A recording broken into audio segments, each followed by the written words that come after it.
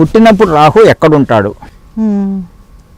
ఆ రాహు ఎక్కడుంటాడు అంటే మనిషికి పైనుంచి కింద దాకా సహస్రాచారం, ఆజ్ఞాచక్ర, అక్కడి నుంచి కింద దాకా మూలాధార చక్రం ఉంది. మీ బర్త్ చార్ట్లో లగ్నం మర్చిపోండి, అన్నీ మర్చిపోండి. రాహు ఎక్కడున్నాడు? ఏదో రాహు ఇవాళ కుంభంలో ఉన్నాడు అనుకుందాం, ఇప్పుడు పుట్టినవాడికి. శతభిషం నక్షత్రం, శతభిషం కుంభం అనుకోండి. ఆ కుంభం దగ్గర పుట్టిన వాడికి ఆజ్ఞాచక్రం దగ్గర రాహు ఉన్నాడు. ఆ రాహు ఇటు తిరుగుతుంటాడు, కుంభ నుంచి మకరానికి వస్తాడు, ఇటు వస్తాడు. అంటే ఆజ్ఞాచక్రం నుంచి కిందకి తిరుగుతున్నాడు, ఒక్కొక్క చక్రానికి తిరుగుతున్నాడు. అప్పుడు కేతు ఎక్కడున్నాడు? మూలాధారం దగ్గర ఉన్నాడు. ఈ మూలాధారం నుంచి ఇటు పైకి వెళ్తున్నాడు. వాడు ఇటు వస్తుంటే వీడు ఇటు వెళ్తున్నాడు. ఇప్పుడు పుట్టినప్పుడు గ్రహాలన్నీ వాళ్ళందరినీ ట్రిగర్ చేసుకుంటూ వెళ్తున్నాడు. ఆ గ్రహాలన్నీ మర్చిపోండి. బాడీ డెవలప్ అవుతోంది అంటే రవి శరీరం మొత్తం ఉన్నాడు.